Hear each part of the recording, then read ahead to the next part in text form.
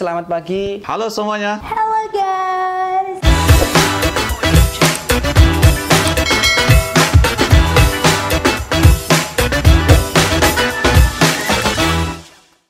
Halo semuanya, kembali lagi dengan tentor dan mata pelajaran kesayangan kalian.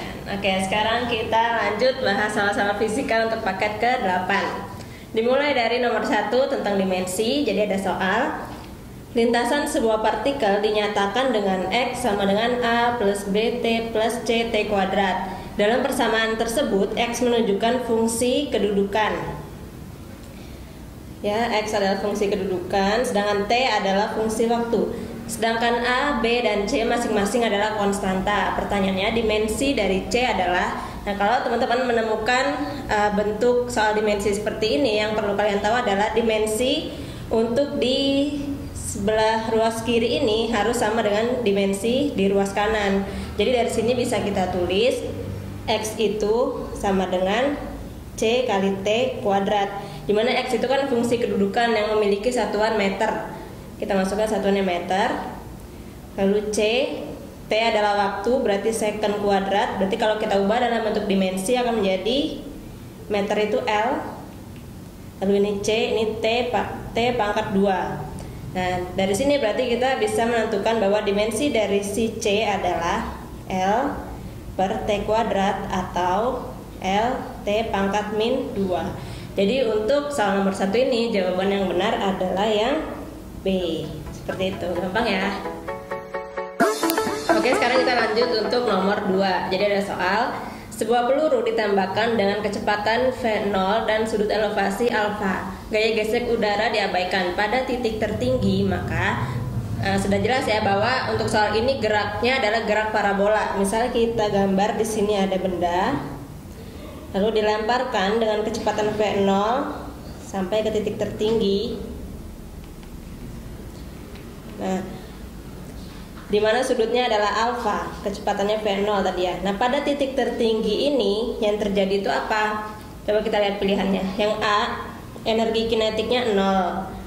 Selama ini kan kita tahu bahwa saat benda ada di titik tertinggi kecepatannya adalah 0. Tapi untuk gerak parabola, kan si benda ini memiliki dua komponen kecepatan. Ada kecepatan yang arah X atau Vx, ada kecepatan yang arah Y atau Vy. Nah, untuk gerak parabola, kecepatan yang 0 hanyalah Vy-nya sama dengan 0, sedangkan Vx-nya ada. Oleh sebab itu, energi kinetiknya masih ada, bukan 0.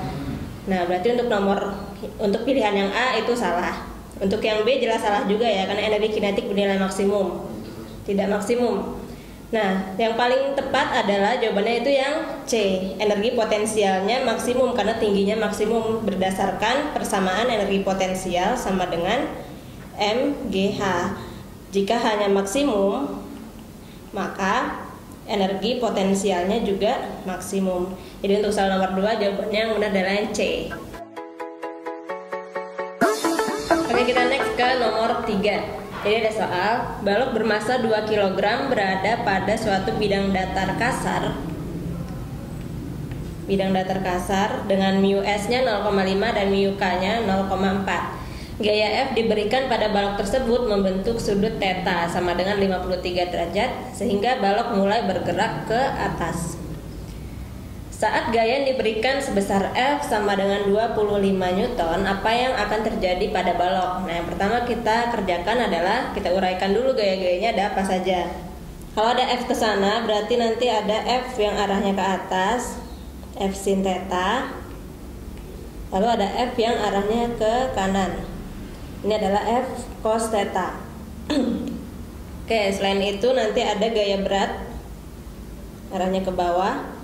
Lalu ada, kalau dia baloknya mulai bergerak ke atas, berarti akan terjadi gaya gesek arahnya ke bawah, F gesek.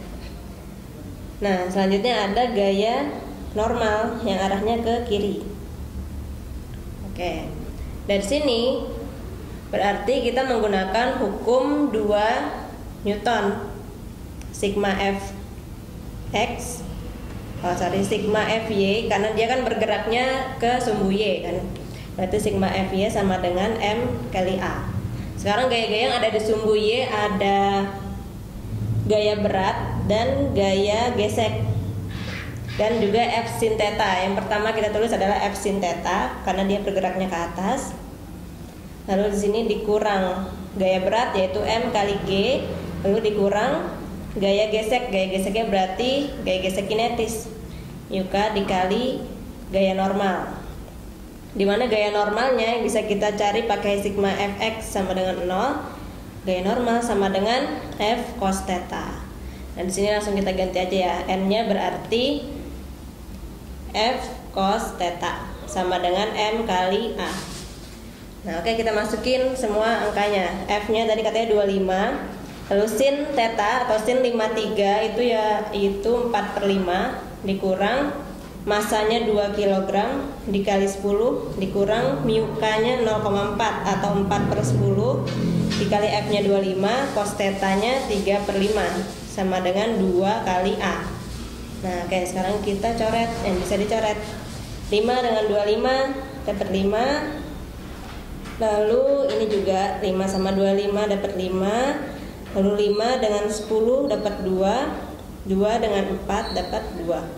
Nah berarti dari sini didapatkan bahwa 5 kali 4 20 dikurang 20 dikurang 6 sama dengan 2A. Di sini didapatkan bahwa min 6 sama dengan 2A, berarti A-nya adalah min 3 meter per second kuadrat. Nah berarti yang paling tepat jawabannya itu, karena tadi awalnya balok bergerak ke atas, ternyata didapat percepatan tandanya negatif, artinya si balok ini bergerak ke bawah. Berarti jawaban yang paling tepat adalah yang C, balok akan bergerak ke bawah dengan percepatan konstan. Seperti itu ya, gampang kan? Oke, sekarang kita lanjut untuk nomor 4. Jadi soalnya masih serupa dengan nomor 3 tadi. Ada balok bermasa 2 kg berada pada suatu bidang datar kasar dengan mu S-nya 0,5 dan mu K 0,4.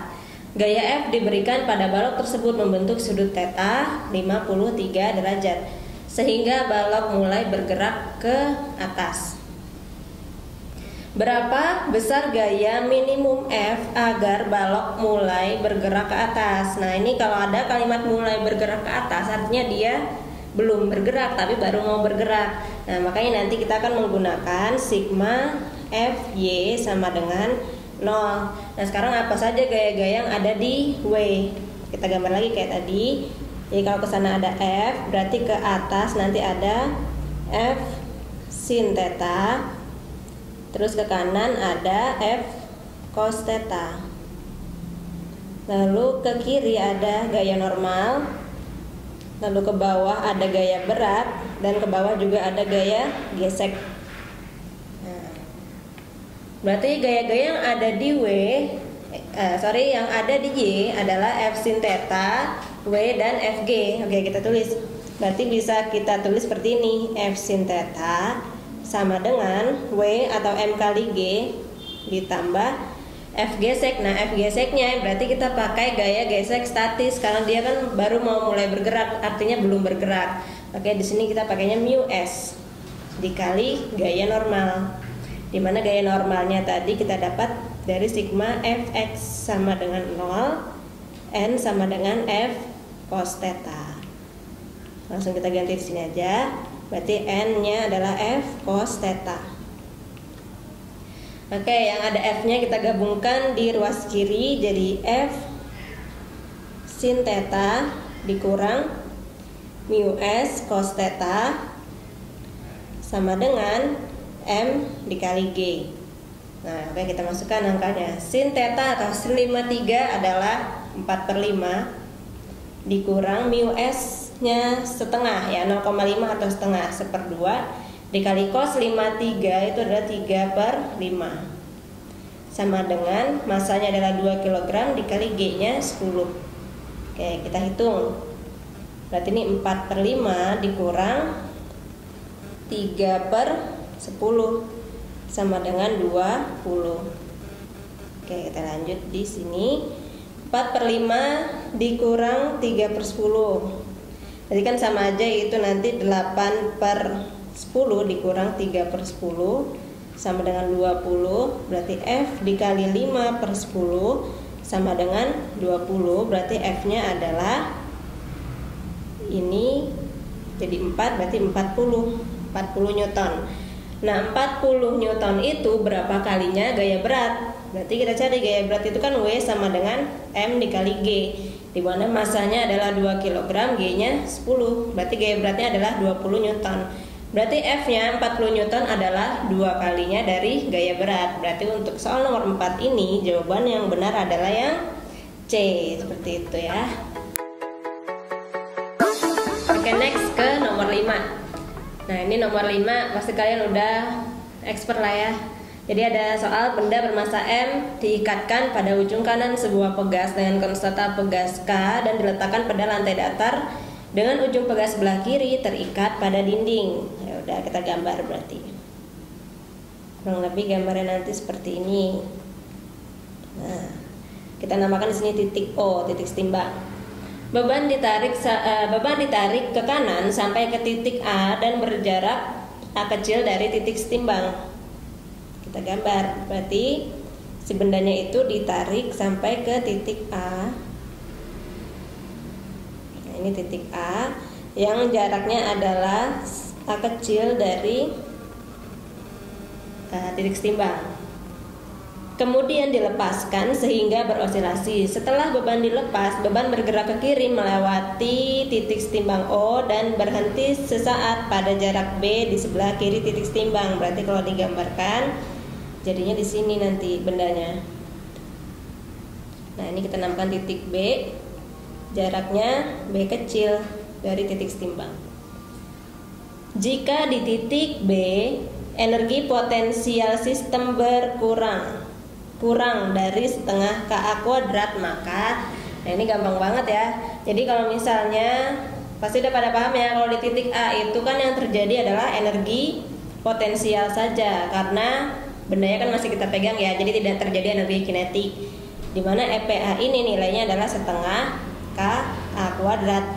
Sedangkan di O yang terjadi adalah energi kinetik. Dan di B yang terjadi adalah energi potensial di B. Nah, jika terjadi hukum kekekalan energi, berarti kan energi di setiap titiknya sama. Berarti kalau misalkan di sini energinya kekal, benda di B pastinya nanti juga akan memiliki energi potensial yang nilainya sama dengan pada benda A. Tapi di sini katanya di titik B energi potensial sistem kurang dari setengah KA kuadrat, berarti kurang dari EPA, berarti tidak sama dengan EPA. Itu artinya ada gaya yang mempengaruhi. Ada gaya yang mempengaruhi pada sistem ini, yaitu apa? Gaya gesek. Ada gaya gesek yang mempengaruhi. Nah, artinya apa? Berarti untuk jawaban yang paling tepat untuk nomor ini adalah yang E. Beban bergerak pada bidang kasar, karena adanya gaya gesek menyebabkan energi yang tadinya di A sebesar setengah KA kuadrat menjadi berkurang, tidak lagi segitu karena ada pengaruh gaya gesek itu tadi. Seperti itu ya. Jadi untuk nomor 5 jawabannya adalah yang E gitu.